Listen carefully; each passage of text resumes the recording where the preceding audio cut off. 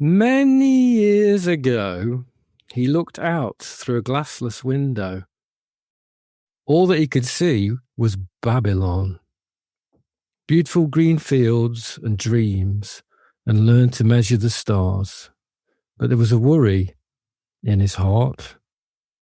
He said, "How could it come to this? I'm really worried about living. How could it come to this? Yeah, I really want to know about this. Is it like today?"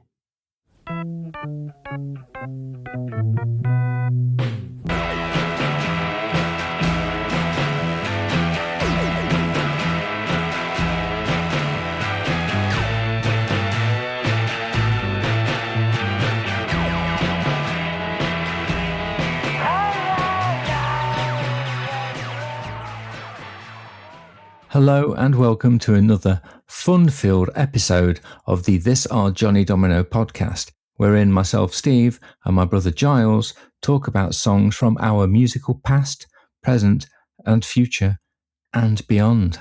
Have you got any drinks with you today? I've got some water. Have you? Yeah. I've got some Dr. Pepper.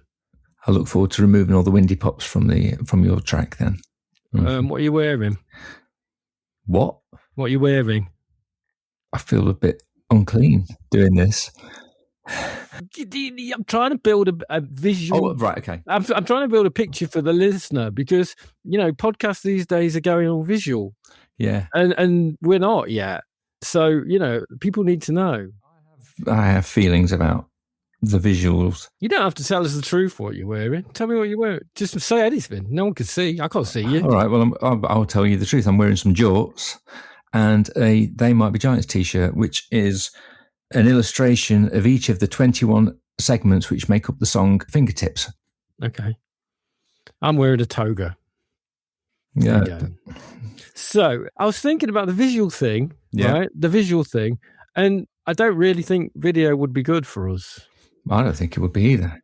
I've got an idea for what we could do, but I mean, in your day job, as a podcast editor, do you have to do a lot more video these days? No, not really. Video's not for everybody. No.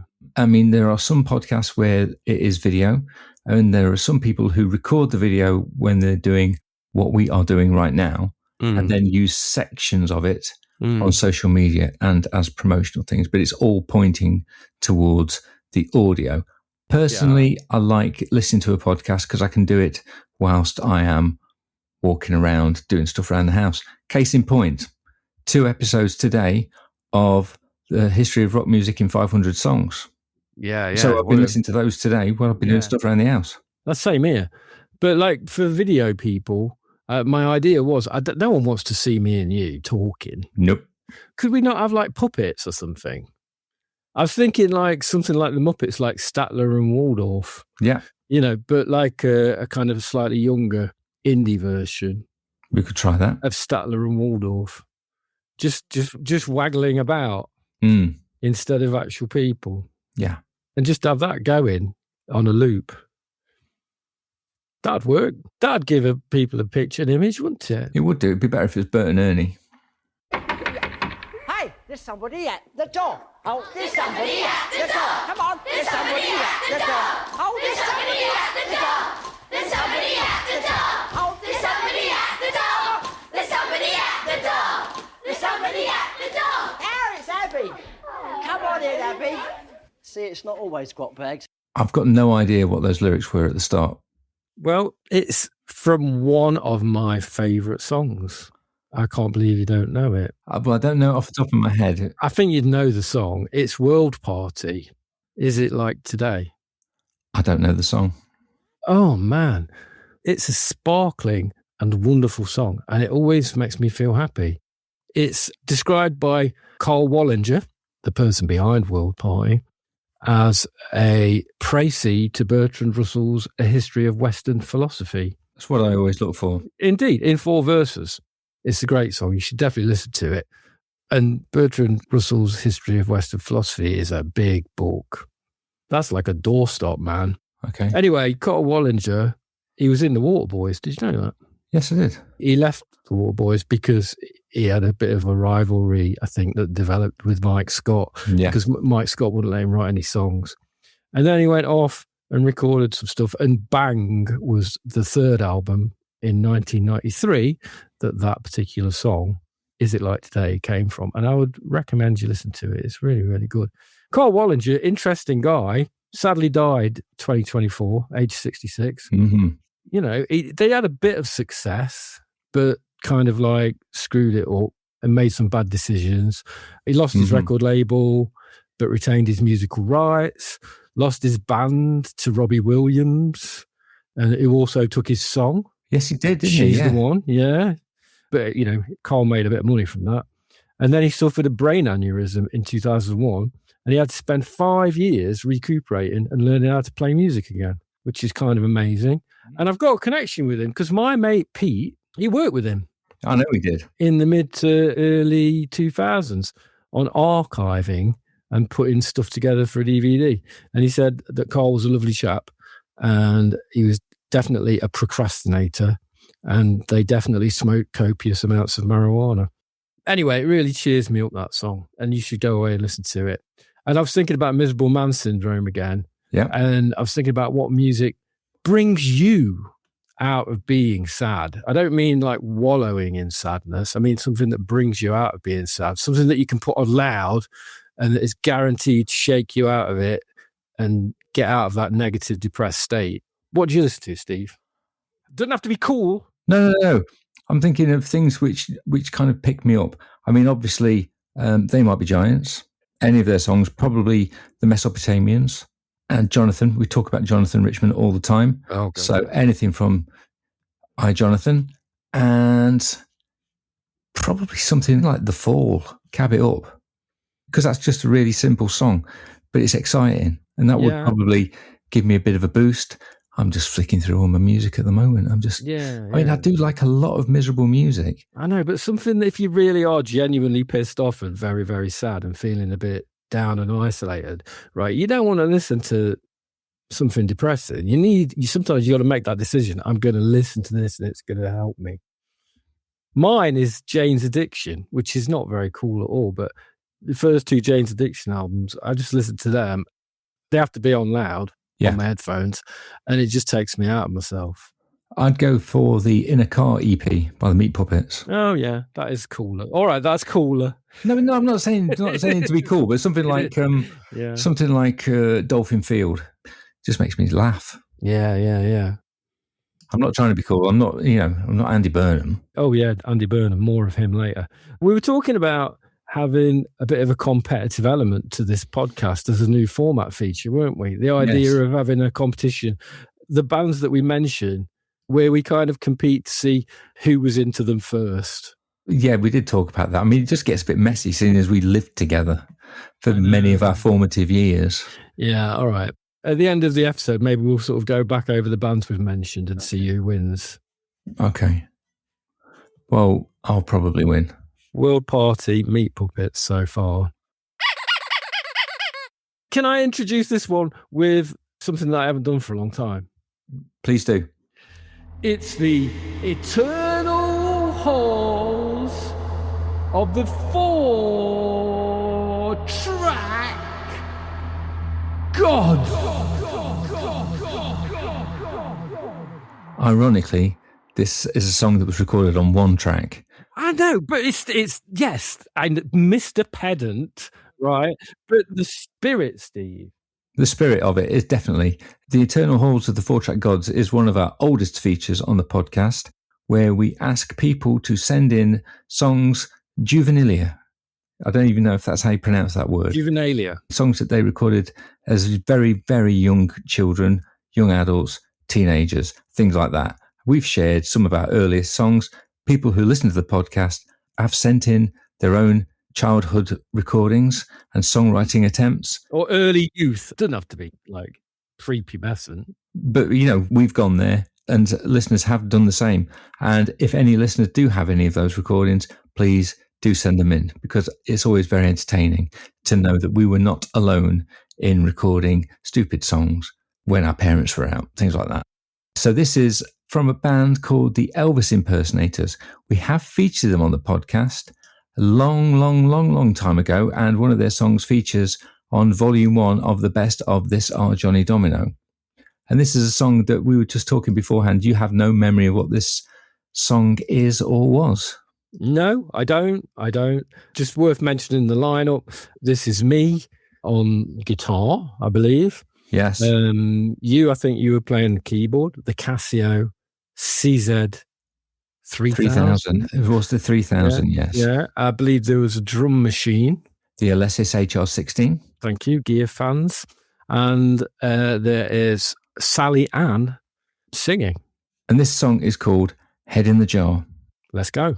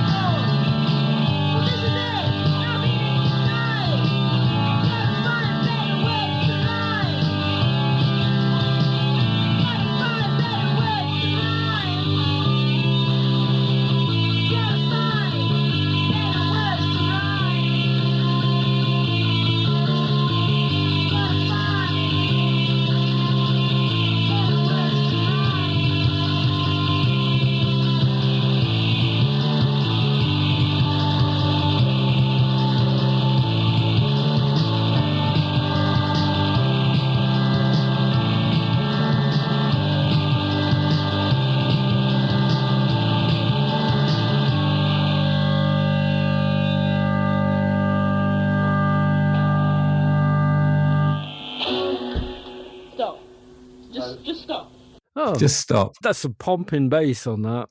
Kind of surprisingly good levels considering it was just recorded on one microphone. I can't remember anything about Sally Ann, really. You knew her more than I did. Well, she was your mate. She was in your year at college. I mean, she's pretty cool. She was pretty It was cool. really good. She made us excellent compilation tapes. She introduced us to, I mean, she had all the early Sub Pop singles clubs. She had a better record collection than us, definitely. She had an amazing record collection. I hope she still got it. Yeah. But she had she did us tapes which had Big Black, early Nirvana, Mudhoney first stuff, Amphetamine Reptile compilations. It would certainly scare the vicar if he was coming around, but, it was all good stuff. She introduced us to a lot of stuff. A lot of things, yeah, definitely. Yeah. What I like about that song, there's a really good bit at the end. The lyrics are, I'm tired of bloody mood swings. No one ever tries to change things and you can't be bothered to talk. Too busy showing me what you bought. I'm sorry, that's a good lyric. Well, that's Sally Ann's lyrics, man. Yeah, it was good. I mean, did Sally Ann ever go on to do any other music? I don't think so, but it's nice that she did stuff with us. Yeah, she peaked pretty early with those lyrics, maybe. Yeah. As a matter of fact, following this recording, I did reach out to Sally Ann to ask her if she did any music after her time in the Elvis Impersonators, and this was her response. No, sir. Thanks, Sally Ann. I liked it, man. The pumping bass, and it's nice to just listen to something a bit 4-track Godsy. Absolutely, yeah. And again, if anybody has any recordings that they made in their youth that they feel like didn't get any listenership whatsoever, then mi casa es su casa. I don't know what I'm saying. Just send it to us. Just send it to us and we'll put it on, and we'll hopefully say something supportive. Or not. Or not, but tell us what you were trying to do, what you were trying to aim for. I've got no idea what we were trying to do with that. It was an interesting time. Yeah. We've got a great act going. Robert and Rufus. I play the Casio SK1 and Rufus sings. Problem is, he only sings when he wants to. But with this Casio, I can record a sample of him whenever he's in the mood. Come on, Ruf. Got it. Now, whenever I want Rufus to hit it, I just hit this button. Oh, the Casio SK1 sampling keyboard, because the show must go on. Rufus, this act could be a single. Oh. Yes, that's the Casio SK1. Mm. Ironically, didn't have a particularly good piano sound on it, and certainly wasn't a piano sound that you could play more than one note at the same time, as the man in the advert was doing. Oh, that's false advertising. So you went to Splendour recently? I did. I went to the Splendour Festival at Nottingham's Woollerton Park last weekend.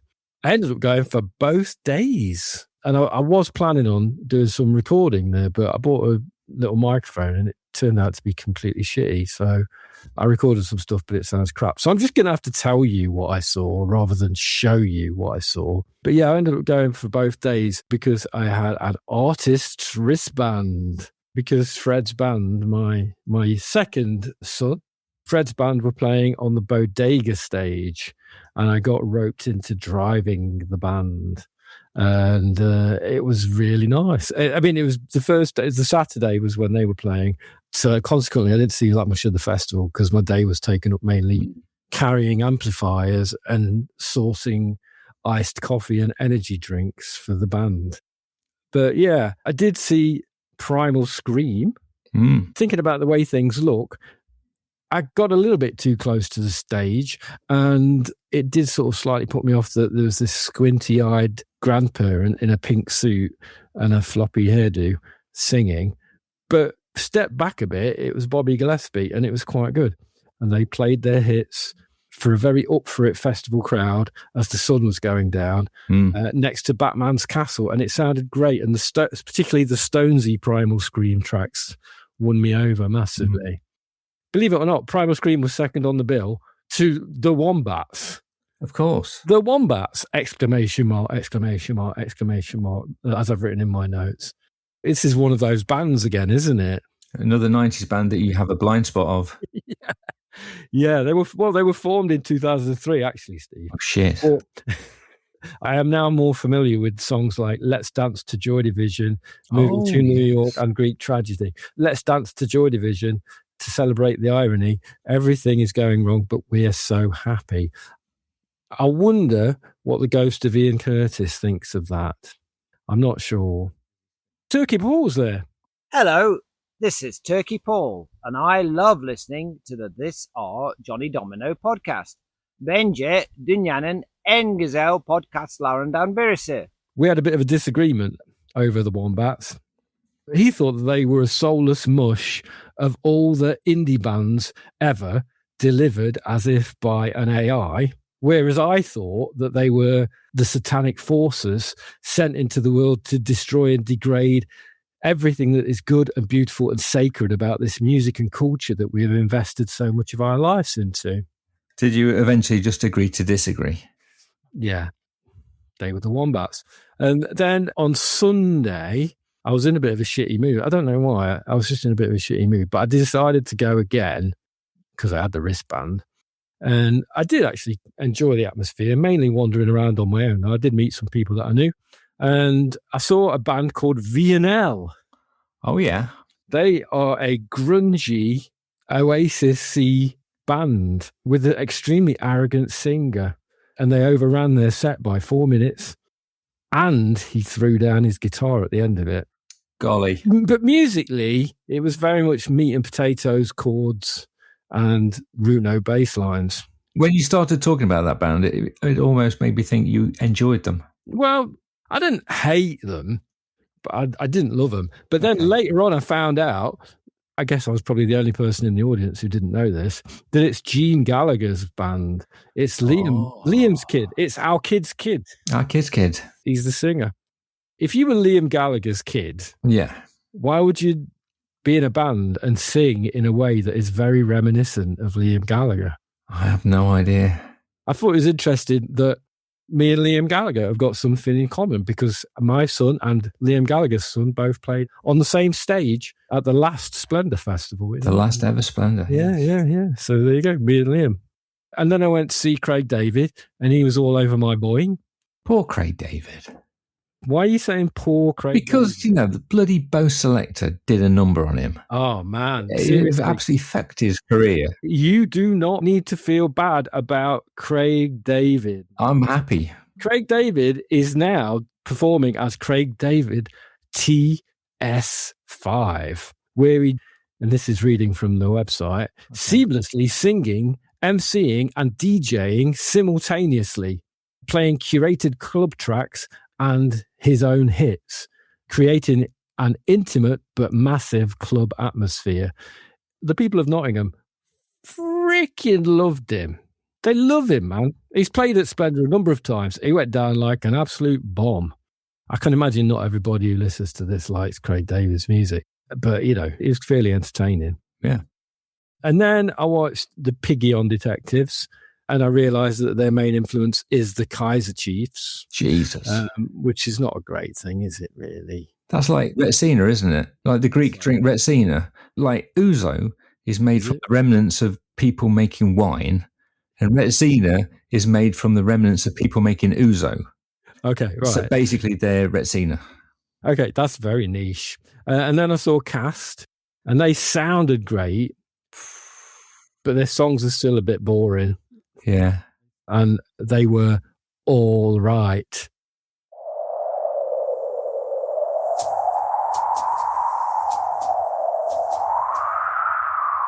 So I was feeling a bit sleepy after Cast, and then I got a donut, and that woke me up. And then I watched the Flaming Lips. Yes. And they were absolutely amazing. Mm-hmm. They put on a show.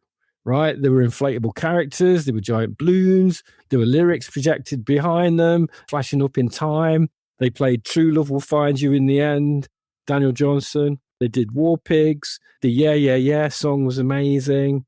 It was really good, Steve. The sun doesn't go down, does it? It's just an illusion caused by the world spinning round. And it was like a quasi-religious, maybe it was religious. That's what they are. Maybe it wasn't quasi-religious. Maybe it was religious. It was spiritual, certainly. And I was in bits at the end. By the end of the set, it was incredible. And Wayne told everybody in the band that he loved them one by one, and he said that we should all, in the crowd, tell the people that we were with that we loved them. But you weren't there, Steve. So I'm going to say it now. I love you. Yes, thank you.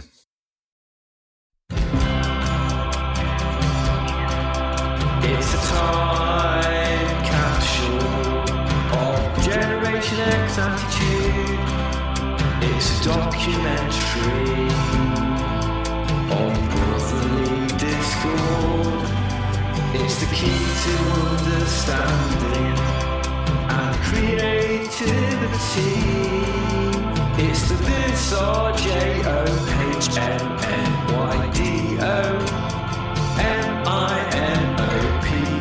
podcast. The thing that got me certainly about the Wombats and the Piggy-on Detectives is they're very consistent and extremely professional bands. Yeah. And I think there's a thing really with bands these days, particularly ones that are kind of that level, playing the festival circuit and stuff.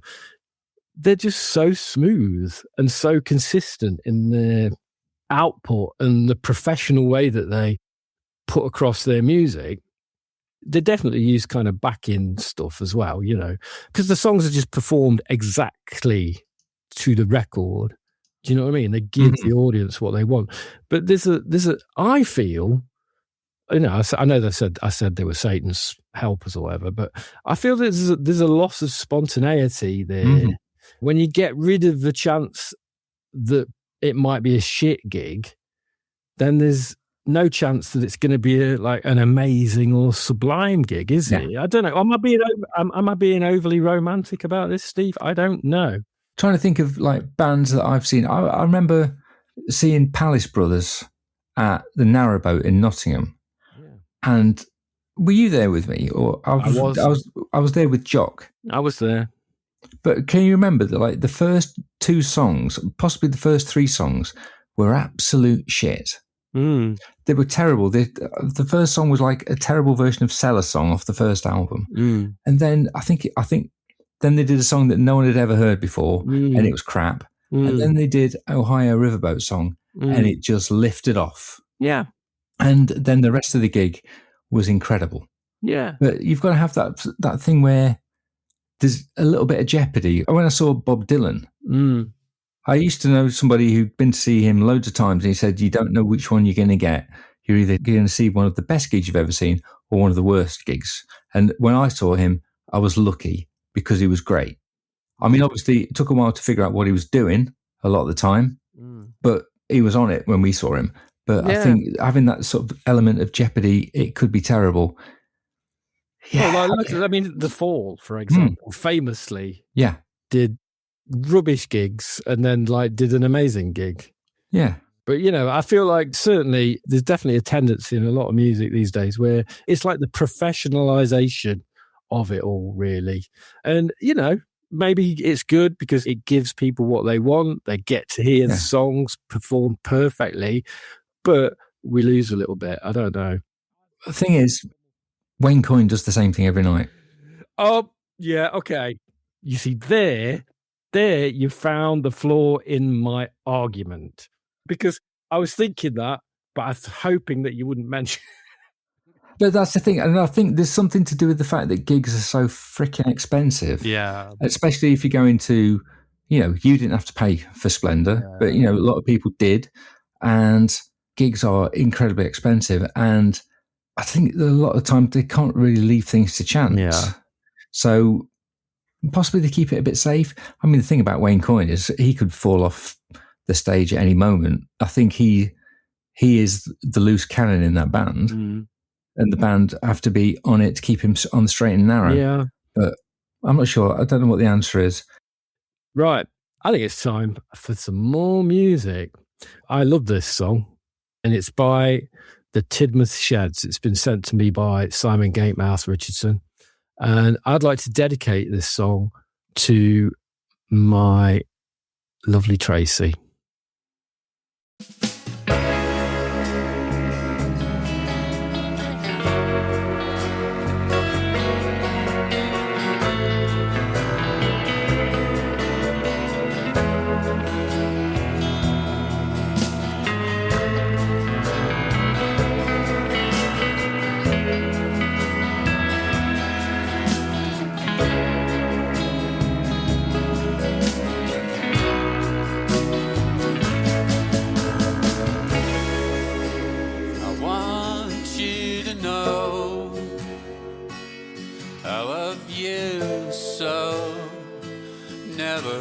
let you go. As we laugh and merry way down time's byways, the memories are clear and the feelings are fine. So just like the ties that bind you, ain't never gonna change my mind. You'll never change my mind. Because there's nothing that you could do to make me fall out of love with you. Out of love with you. And I want you to see how you make me free when you stand by me. Forever is a long time, but who's counting? When the memories are clear and the feelings are fine. So just like the ties that bind you, ain't never gonna change my mind. You'll never change my mind. Because there's nothing that you could say to make me stop feeling this way. I always feel this way. Love keeps rolling on.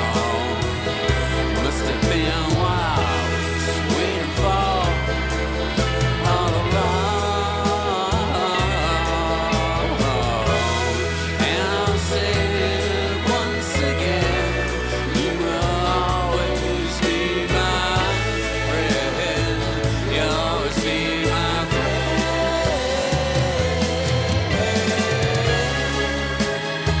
You'll always be my friend. You'll always be my friend. Right to the end. Always be my friend. Always be mine. I'll always be yours. You'll always be mine. I'll always be yours. You'll always be mine. I'll always be yours. You'll always be mine. I'll always be yours.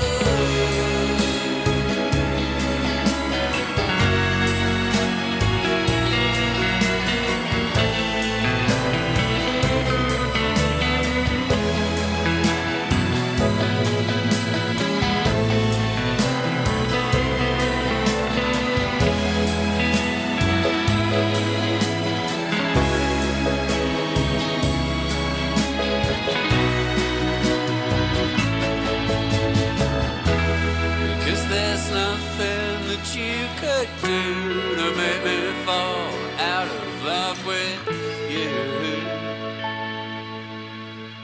Something to the Flaming Lips about that. Yeah, With the there you synth, go. the synth strings, definitely. Yeah, definitely. That was the Tidmouth Sheds. Stop Loving You.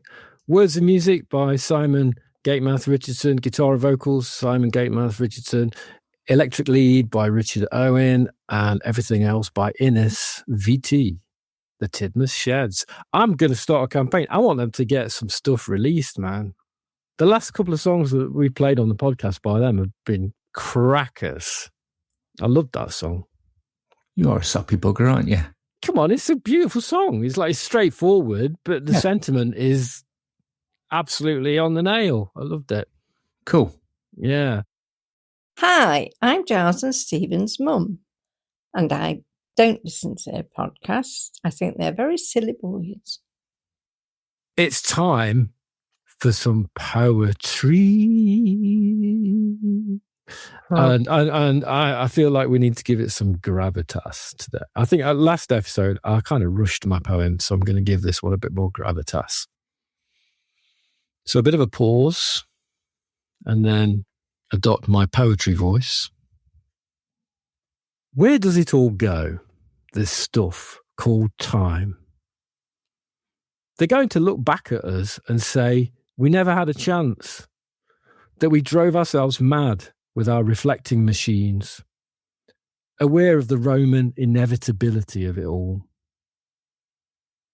5 o'clock on Saturday at the health club gym, a faint chittering comes from the narrow window above the mirror wall.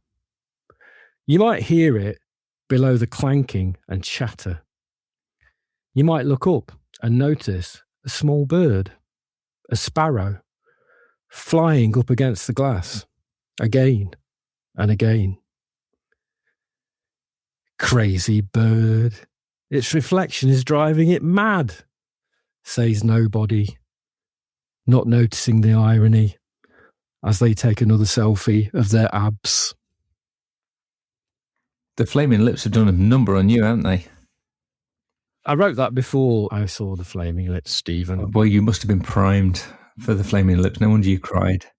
Yeah, maybe. I don't know. How about another advert? Go for it!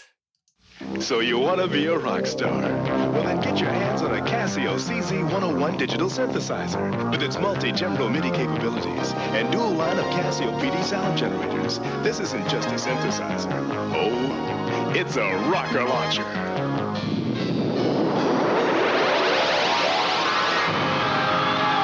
Casio digital synthesizers with Casio PD sound. So easy to play, they're rocker launchers. That's right. A CZ101 is a rocker launcher. The visuals on the advert are really something quite beautiful. A rocker launcher. I've got an image of someone having it on their shoulder. No, not like even a that. bazooka. It's just a very tall man with massive hair and sunglasses on, obviously flying through space, whilst playing the teeny tiny keys on the teeny tiny CZ101. Sorry, I can't call it CZ101, CZ101. We had one of those within the arsenal of the Johnny Domino band. Yes. I think it was Jim's keyboard. Yeah. It was, they were perfectly good keyboards. Perfectly serviceable. But I can't find an advert for the Casio CZ3000, which was my first keyboard. Our main keyboard, really. It was for a lot of the time. It was the workhorse of the Johnny Domino band, wasn't it? If you want a vibraphone sound, get the CZ out. I'm currently selling it. Are you? I'm trying. This is multitasking. We're doing an advert. No, I'm not. The thing is, it's reminding me how much I hate eBay. Oh, yeah. Because if you say, this is how much it is, and this is it, it's too heavy to post. What's the question I'm going to get asked? Would you consider posting it? Yeah. No. I think there's a fault in your plan anyway. Which is? I think we're going to demonstrate that the keyboard is broken. Well, this was the point of this song. There was a day in, I believe it was 1998, when I turned on the Casio CZ3000 and it sounded pretty awful. Worse than normal. Worse than normal. And I thought it was dead. But obviously, being a nerd with a 4-track recording studio in his bedroom, what's my first thought? Oh, my keyboard that I've had since I was 13 or so is dying. Is dying. What shall I do? I'll record it. And that was a song on the first Johnny Domino album, Rabbit Themes, called Death of the CZ. But it was born again after this. But this is what it sounded like. Wow, that is a horrible sound. Yep.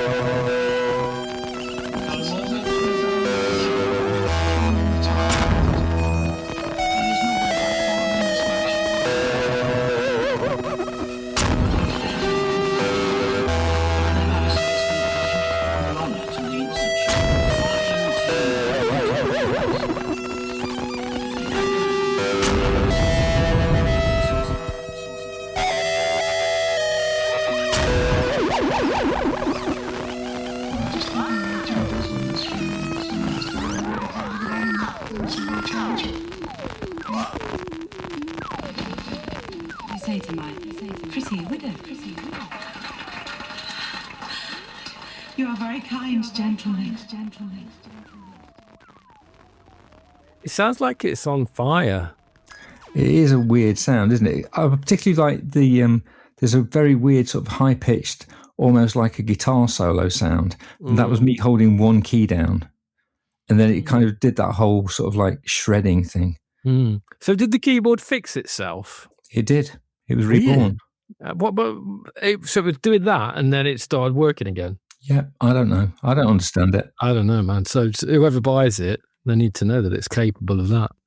Well, you know, I've sent pictures of the fact that one of the keys has broken in half. Oh, right. You know, it's an old keyboard, but it works. It does work. I've tried it recently. All the presets are still absolutely fine. But that was a prime example of also putting a microphone on the telly, turning on and recording whatever was on.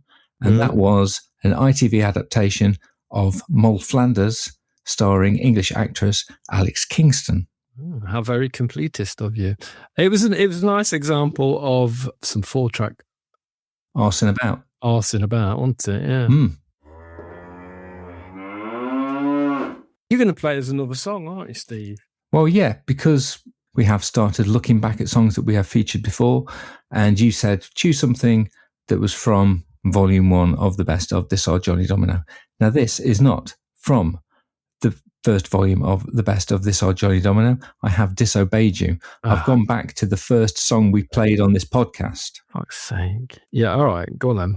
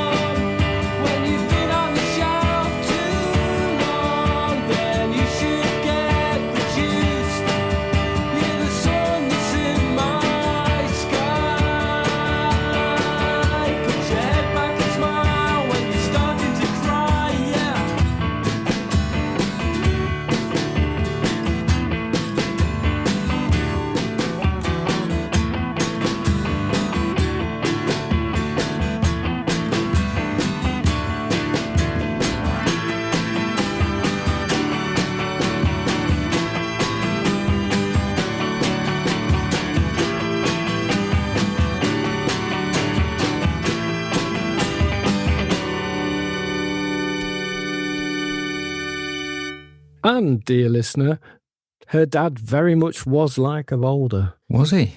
He was. That was the Johnny Domino Band with a song called Who Is It? Recorded, I believe, in 1995/96. In the olden days. Last century. It was a song about going out with a schizo girlfriend. Okay. We will remain nameless. But it is very much about a particular person and a particular situation. Yeah. Who is it that you are right now? Who is it that you have become? I'm sure you were an absolute joy to be going out with as well. All right, you don't have to be so balanced all the time, Steve. Well, you know. Yeah, I mean, I probably wasn't. I had my faults, right? But this song is written from my perspective. Yeah. And it was about being in a relationship with somebody who's quite changeable, shall we say. Okay. With a dad like a boulder. I remember we talked about that song. We had it on the podcast, first episode, and you were quite down on it. And then you mentioned it a couple of months ago, saying you'd listened to it again and you quite liked it. So I'm not down. I don't know why I was down. I think I was just first episode, Steve. Yeah. By the way, listeners, don't go back. Good God, don't go back. God, don't go back. Just keep going forward. Keep going forward with us. But yeah, I think maybe it was just early days in the podcast. Listening to it, I think it's cool. I like it. I'm proud to play it on the podcast as an example of our early work. Absolutely, yes. Yes, I enjoyed it very much. It's nice playing on it. Thank you. Is it just you entirely musically on that one? I think it is. I wish I'd not put that keyboard bit on it. Oh, I quite like it. Yeah, I think it's a bit cheesy. Yeah, well, you know. I remember setting the drum kit, well, what passed for a drum kit, floor tom and snare, on the landing of our parents' house. Don't know why. Thought I'd get it a bit roomy, which is why it sounds a bit roomy. Anyway, I liked it very much. And that's not on any volume of the best of this whole Johnny Domino. No, it's not. No, so all you can do is listen to it here. We're nearly at the end of the podcast. Yes, but we have, as a nation, we have a new Prime Minister. We do. We have a new Prime Minister. Mr. Andy Burnham, who is, it turns out, the 6 music dads are in charge. Yep. It's our time. Absolutely. Bring it on. We're running the nation. That's a terrible, terrible idea. Anyway, he's been very forthcoming about his music taste. Richard Osman, on The Rest is Entertainment, says that he's for real. I don't know. I'm not sure what I think about Richard Osman. I don't know whether I like him. I keep listening to it, though. Anyway, so Andy Burnham, music taste, has been published. It's top 13 tracks. Is that right? Top 13 albums on the Baker's Dozen feature on the Quietus website. I think he did these quite a while ago. Yeah. So I don't think there's any hint that these have been chosen for him by his special. Oh God, what are they call SPAGs? Special advisors. Yeah. Well, let's not go through all 13, but pick a few, Steve, that stand out from the list. I mean, they're a bit white bread. I mean, they're a bit white as well. Hatful of Hollow by the Smiths. Can't fault him. That is a great No. I mean, fucking Stone Roses' first album, which I can't stand. George Best by the Wedding Present. You are wrong. Yeah, whatever. I'm not leaving the Stone Roses. It's a fucking great album. One of the best drummers ever. Anyway, The Wedding Present. George Best. Take it or leave it. Lars. Yeah, Lars. They were amazing. A Billy Bragg album, Radiohead album. Doves. The Strokes. Big Thief. Because he's realised it's a good. Which album is it? Capacity. It's a good album. New Order, blah. The Courtineers, one of your favourites. Yeah, Courtineers. And then obviously as a little curveball is Rum Sodomy and the Lash by the Pogues. Yeah, well, yeah, there you go. Lots of words have been said about how this is, isn't it great that we've got a prime minister with good music taste? But I mean, it's all right. It's a pretty basic list, isn't it? He's kind of scratched the surface. It's like when you go around FOP and all the albums are £5. Yeah. And you're walking around with like 20 CDs and you're balancing them. And then eventually you just go, I don't want any of these. And you put them all back. That's what I always used to do in FOP. So you're telling me that they're like the building blocks of a solid record collection, but without much of the curveballs. I was trying to think of what songs I would like, what albums I would like a prime minister to like. I'd like a prime minister that's one of his favourite albums on his top 13 is The Life of Brian by Flowered Up. It's always flowered up. I'd like a prime minister that likes Hex Induction Hour by The Fall. That would be nice. You see, when I first saw Andy Burnham's list, Who made I thought, the Nazis? well, it would be quite nice if there was a full album on there, wouldn't it? That would be lovely. And also, maybe a bit of I don't know, hip-hop. Maybe a little bit of De La Soul. Nothing too controversial. No, but, some Nas. Something which is, okay, yeah, that's a good album. Yeah. I think we're a long way off from someone picking Bizarre Ride to the Far Side. At least it's a step up from Boris Johnson, isn't it? Shit. Maybe. We'll see. He might actually be a terrible prime minister. We will only know in the future. Maybe by the time this episode is published. No. Yeah, mate, that's not that far in the future, is it? Exactly. It could all turn to shit really, really quickly. Really quickly. We might have another prime minister by the end of the year. Yay. Anyway, I've got nothing else to say. I've run out of things in my notebook. I've got literally nothing left. You're going to have to finish the episode. Oh, I bought an album the other day. Yeah. And it's a new album by Panda Bear and Sonic Boom. It's called A Question of When. I'm going out on a limb. I think they may have been herbally enhanced when they recorded the album. It is quite the most disorienting album I have ever heard. Oh. Do not operate heavy machinery whilst listening to it. I drove whilst listening to it, and it was very distracting. Okay. There's a lot of sirens. There's a lot of engine noises. Yeah. What's the name of the album? It's called A Question of When. It's nuts. Right. I'll take your advice and I will listen to it under controlled circumstances. I would. It is not on any streaming services. Have you bought it then? I've got it on vinyl. Oh, right. Can you tape me a copy? I'll put it on a tape. It won't fit on one side of the C90 though. Okay. It's slightly too long. Okay. So I don't know what I'm going to fill the second side with. Oh, no, man. But just take me a copy. Please join us again on the next episode of This or Johnny Domino. We'll unearth more nuggets and hopefully feature some stuff that's been sent in by our wonderful listeners. Hint, hint. Yeah. And if you would like to do us a favour, 2 calls to action here, Steve. Just the one. Please. Just the one. Please. Just the one. Keep it to one. All right. Please tell somebody who you meet that has similar taste to you that might like this kind of shizzle that... this is the shizzle that you like. You know this podcast and you should give it a listen. And leave us a review. Just the one. Okay. All right. Bye. Bye-bye. It's the This or Johnnydo.